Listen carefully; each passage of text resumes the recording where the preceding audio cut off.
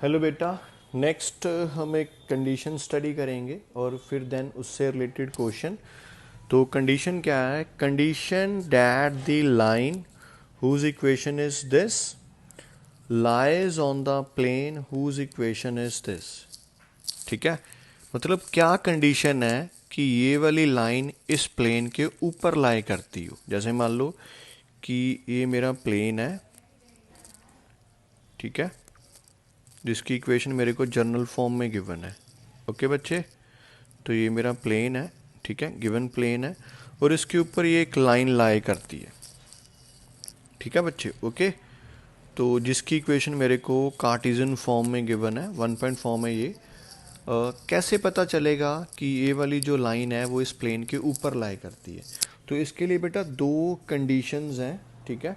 तो उन दोनों कंडीशंस, वो अगर दो कंडीशंस ट्रू हो जाएंगी तो जो हमारी गिवन लाइन होएगी वो गिवन प्लेन के ऊपर लाई करती होगी।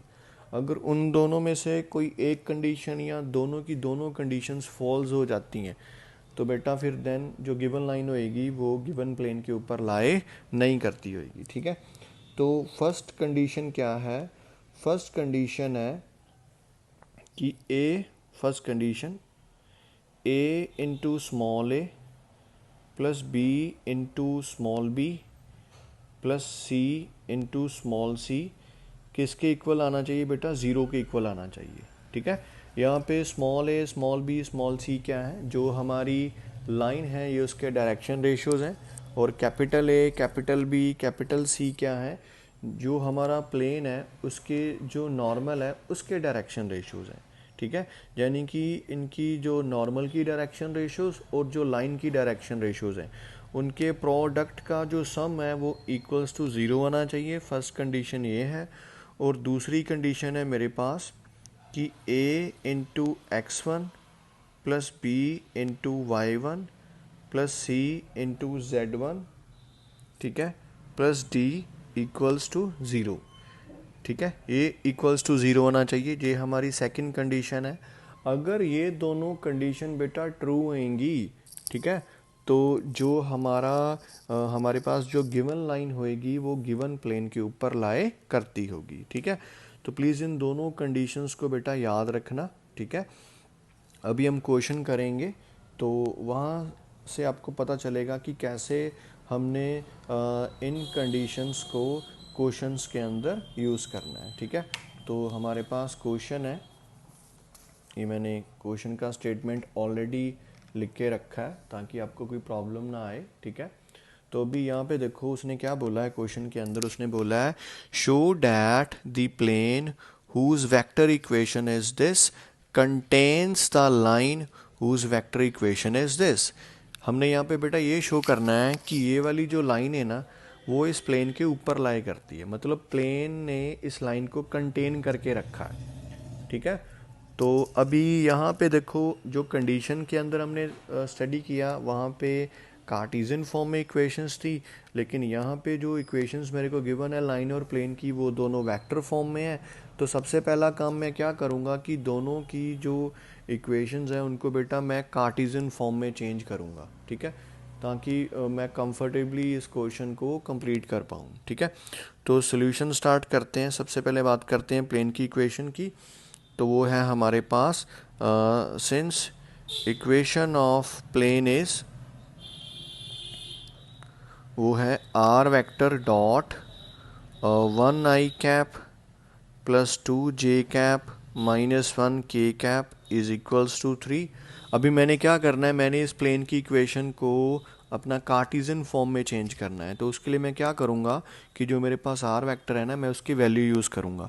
तो बेटा आर वेक्टर की वैल्यू होती है xi cap plus yj cap plus zk cap. बाकी पूरे का पूरा जो टर्म है वो एज इट इज़ ही रहेगा। अभी मैंने क्या करना है कि जो लेफ़्ट साइड है वहाँ पे मैंने डॉट प्रोडक्ट को सॉल्व करना है। तो यहाँ से मेरे पास आ जाएगा 1x plus 2y minus 1z is equals to 3। ठीक है, और इसको हम थोड़ा सा एग्जैक्ट फॉर्म में चेंज कर लेते हैं। तो जो कांस्टेंट 3 प्रेजेंट है राइट साइड पे उसको बेटा मैं उठा के अपना लेफ़्ट साइड पे शिफ्ट कर देता हूँ। तो ये आ जाएगा मेरे पास 1x plus 2y minus 1z minus 3 equals to 0। तो ये मेरे पास जो गिवन प्लेन है ये उसकी इक्वेशन है जर्नल फॉर्म में, कार्टेशियन फॉर्म में हमने चेंज कर लिया। ठीक है, तो जो हमने कंडीशन के अंदर प्लेन की इक्वेशन स्टडी की थी वो कुछ इस तरह की थी बेटा, ax plus b y plus c z plus d equals to 0।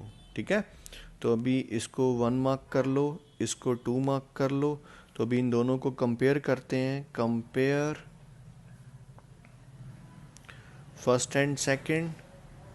तो यहाँ से बेटा a की वैल्यू आ जाएगी 1, b की वैल्यू आ जाएगी 2 और c की वैल्यू आ जाएगी -1, देन d की वैल्यू आ जाएगी -3। ठीक है, तो मेरे पास ABC कैपिटल ABC की वैल्यू आ गई है। ठीक है, तो अभी नेक्स्ट हम जो लाइन की इक्वेशन है उसके बारे में बात करते हैं। Since equation of given line